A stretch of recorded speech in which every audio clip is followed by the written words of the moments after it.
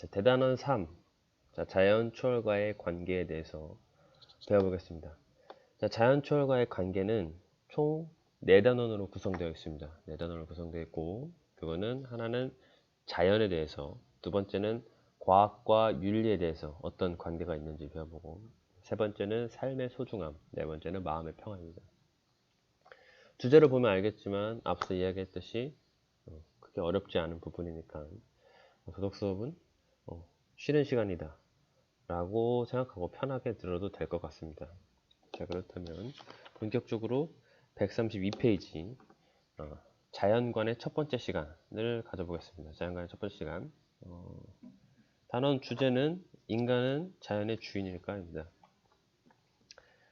자, 인간은 과연 자연의 주인일까요? 자, 요거에 대해서 배워볼 거고, 학습 목표 132페이지 아래에 보면 딱 두 가지 나와 있습니다. 자, 첫 번째로는 환경 문제의 심각성에 대해서 인지하는 거고, 자, 두 번째 인지했으면 과연 자연과 인간이 조화롭게 살기 위해 먼저 인간과 자연이 조화롭게 살아야 된다라는 게 결론이 나왔어요. 그럼 과연 이렇게 하기 위해 어떤 태도를 가져야 되는가 배워보는 시간을 갖겠어요. 자, 이거 두 가지가 이번 시간의 목표고, 이 목표를 향해서 한번 살펴보죠. 132페이지 위에 이 마음 열기가 있습니다. 다 함께 한번 읽어볼게요. 자, 이 주제에 어떤 관련이 있을지. 자, 꿀벌은 꽃의 수술과 암수를 교배시켜 열매를 맺도록 돕는다. 자, 이러한 꿀벌은 식물의 교배를 돕는 곤충 중 70%가량을 차지하며 생태계의 큰 축을 담당하고 있다. 하지만 요즘 이러한 꿀벌이 사라지는 꿀벌 군집 붕괴 현상이 나타나고 있다. 그린피스에 따르면 최근 10년간 미국에서는 꿀벌의 개체수가 40%가량 감소하였으며 해마다 피해는 더 늘어나고 있다. 공기오염, 살충제 살포, 전자파 발생, 지구온난화 등 인간의 욕심에서 비롯된 무분별한 개발이 그 원인으로 꼽힌다.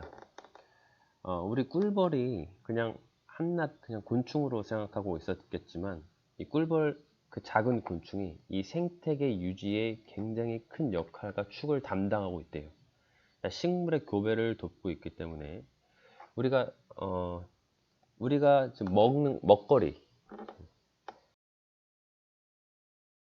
그리고 식량들 자, 이런 것들이 만들어지는 데 있어서 꿀벌의 역할이 굉장히 크대요. 원래 곤충의 역할이 되게 큰데 그중 70%가 꿀벌이 담당하고 있대요.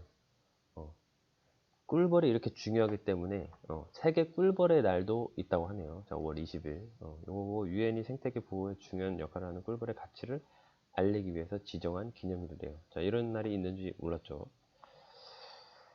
자, 그러니까 꿀벌에 대해서 조금 더 얘기를 하면 이 식량의 90%를 차지하는 100대 농작물의 70% 이상이 꿀벌의 수분으로 생산된대요. 그러니까 꿀벌이 없으면 우리의 식량 체계에 굉장히 차질이 빚어질 수 있는 거죠. 단순히 꿀벌 하나가 없어지면 다른 곤충들이 할 수 없는 역할을 꿀벌들이 하고 있는 거예요. 근데 과연 이 꿀벌 군집 붕괴 현상이 지금 일어나고 있잖아요. 자, 얼마나 심각하냐면 매년 40% 감소하고 있대요. 근데 그 원인으로 보면은 자연적으로 감소하는 게 아니라 우리 인간들 때문에 공기 오염되고 살충제 살포, 특히 전자파.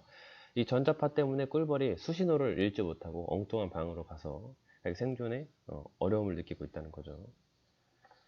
그러니까 이렇게 작은 부분, 작은 곤충이 이 생태계의 큰 축을 담당하고 있다라는 것을 마음 열기에서 알려주고 있는 것 같아요.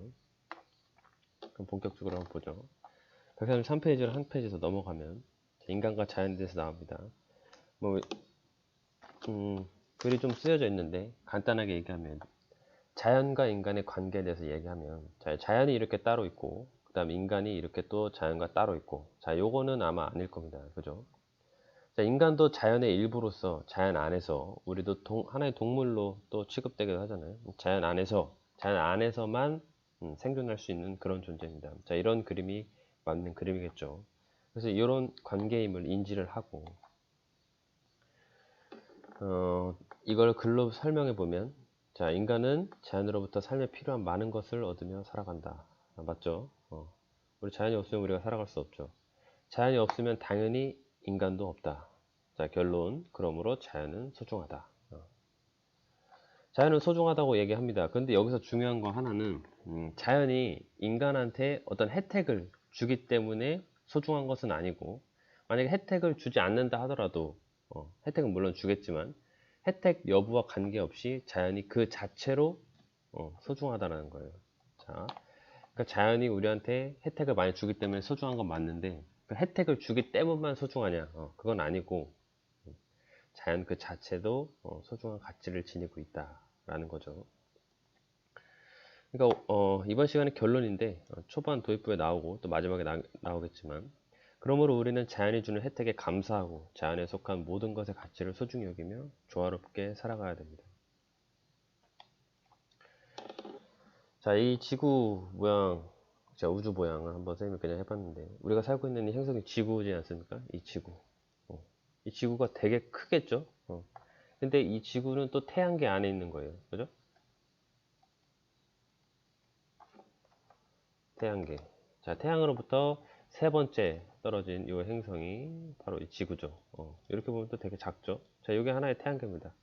이런 태양계 수십만 개가 모여서, 수십만 개.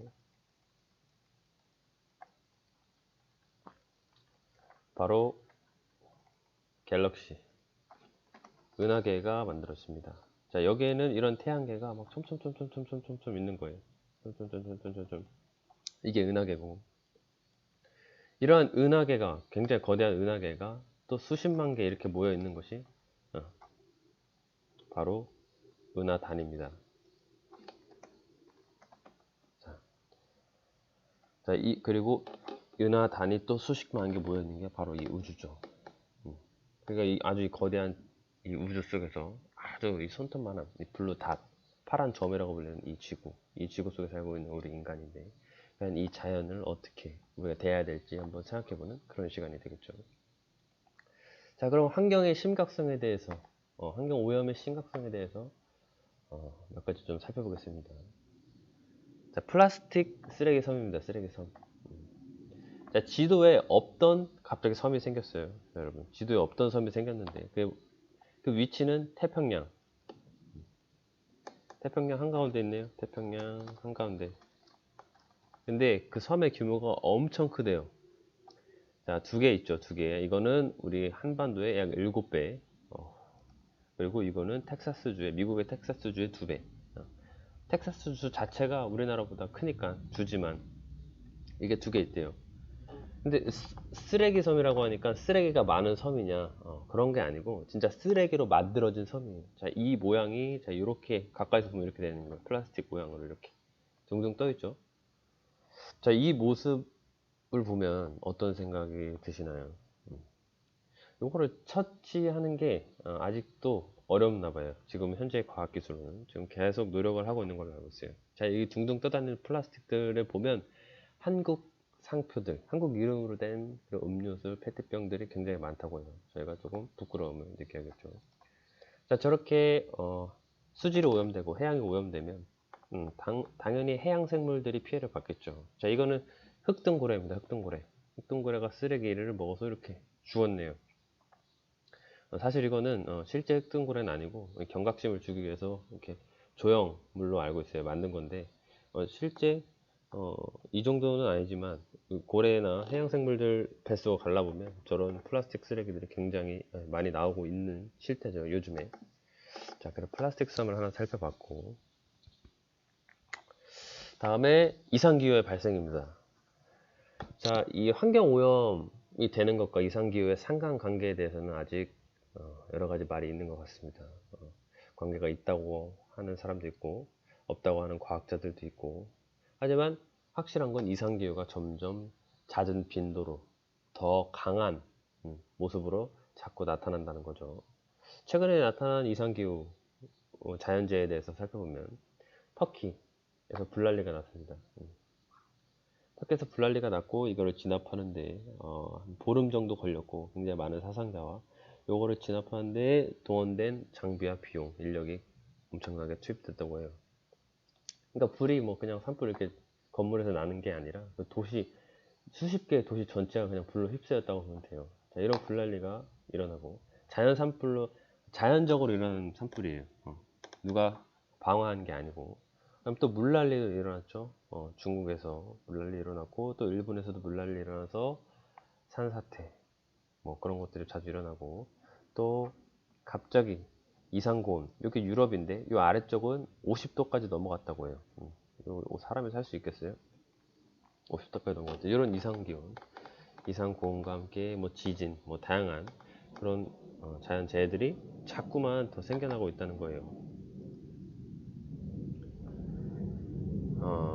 걱정하지 마세요. 왜냐면 지구는 자정 능력이 있거든요. 자정 능력이 뭐냐면 자연환경의 시간의 흐름에 따라 대기와 해양의 순환 과정을 통해 스스로 오염 정도를 낮추어 정화하는 능력이라 작용. 그러니까 스스로 깨끗해지는 능력이에요. 간단히 얘기하면. 그러니까 지구는 지구 나름대로 자신을 보호하기 위해서 계속 자정 능력을 발휘하고 있어요, 여러분. 근데 문제가 뭐냐면 지금 인간들이 파괴하는 이 환경을 파괴하는 속도가, 그 강도가 자정 능력을 넘어선다는 거예요. 지구가 스스로 자정할 수 없게끔 지금 빠르게 지구를 파괴하고 있는 거죠. 자, 이걸 논리적으로 좀 정리하면 현재 산업화, 도시화, 경제 발전의 계속성으로 인해 환경이 파괴되고 있다. 맞죠? 그 결과, 자, 우리가 방금 봤듯이 대기오염, 미세먼지, 수질오염, 플라스틱이라든지 이런 것들, 토양오염, 토양오염도 땅 속에 묻어든 화학물들이나 또 쓰레기들, 그리고 미세먼지가 쌓여서 생긴 토지의 산성화 등등을 얘기하는 거고, 또 지구온난화, 또 오존층 파괴와 같은 많은 문제를 발생하고 있습니다. 근데 괜찮다고 했죠. 왜냐면 지구는 자정 능력이 있으니까요. 그렇지만 현재는 그 능력을 벗어날 정도로 파괴되고 있음. 몇 가지 지금 현상을 설명하고 있어요. 자, 그럼 이거를 이제 우리가 해결해 놔야겠죠. 자, 이를 해결하기 위해서는 세계 각국의 공조가 필요함. 맞아요. 이거 우리나라만으로 안 돼요. 한 국가가 안 되고, 여러분들 개개인이 힘쓴다고 해서 해결될 일이 아니에요. 그러니까 전 세계의 각국이 다 공조해야만 지킬 수 있을까 말까 하다고 생각이 돼요. 그래도 우리는 자연의 이 환경오염의 심각성을 느끼고 자연의 소중함을 깨닫고 환경 문제에 대처해야 됩니다. 그럼 과연 우리가 어떻게 대처해야 될지 그건 앞으로 차근차근 배워 나가야겠죠. 자, 한 페이지 더 넘어가서 자, 결론입니다. 자, 도입부에 이미 결론이 나왔지만 마지막 정리예요. 자, 결론은 자연과 인간의 조화로운 삶입니다. 뭐 당연한 얘기일 수 있겠지만 실천이 중요한 부분이겠죠. 서두에서 얘기했듯이 인간은 자연 없이는 생존할 수 없습니다. 맞죠? 우리가 발 딛고 있는 이 지구 자체가 자연이잖아요. 그리고 이 자연은 우리한테 어떤 혜택을 줘서 소중한 그런 도구적 가치가 아니라 원래 그 자체로 소중하다는 것을 본래적 가치라고 하는데, 바로 이 본래적 가치를 지녔다. 이 부분 중요합니다. 자, 그럼 우리가 과연 어떻게 해야 되느냐? 원시 시대로 돌아가야 되느냐? 그럴 수는 없습니다. 우리가 자연을 전혀 이용하지 않고 살아갈 수는 없습니다. 우리는 개발과 발전을 앞으로 계속 해나가겠죠. 그러나 우리는 앞으로 개발과 발전을 지속한다 하더라도 그 방법과 방향이 친환경적으로, 자연 파괴를 가장 덜하는 쪽으로 우리는 해 나가야 될 것입니다. 자연과의 조화로운 관계를 위한 친환경적, 죄송합니다. 자연관을 가질 필요가 있습니다. 그래서 우리는 앞으로 어떤 마인드를 가져야 되냐면, 우리 삶뿐만 아니라 미래세대라고 하면 아직 나오지 않은 세대를 얘기하는 거예요. 여러분들이 나중에 커서 낳게 될 자식들, 그 자식의 자식들, 그 세대를 미래세대라고 하는 거예요. 우리도 선대 세대가 있었잖아요. 그래서 우리 지금 이 지구를 이용할 수 있는 것도 어떤 선대 세대가 잘 아꼈기 때문에 쓸 수 있는 거라고 생각했어요. 과연 우리도 나중에 그 미래 세대가 이 깨끗한 지구에 살 수 있도록 만들어주는 게 또 우리의 하나의 책임이라고 볼 수 있죠. 미래 세대까지 지속하여 사용할 수 있도록 생태계의 가치와 인간의 필요를 조화시키는, 자, 이거의 조화가 굉장히 중요해요. 삶의 태도를 형성해야 한다 라고 결론 짓고 있네요.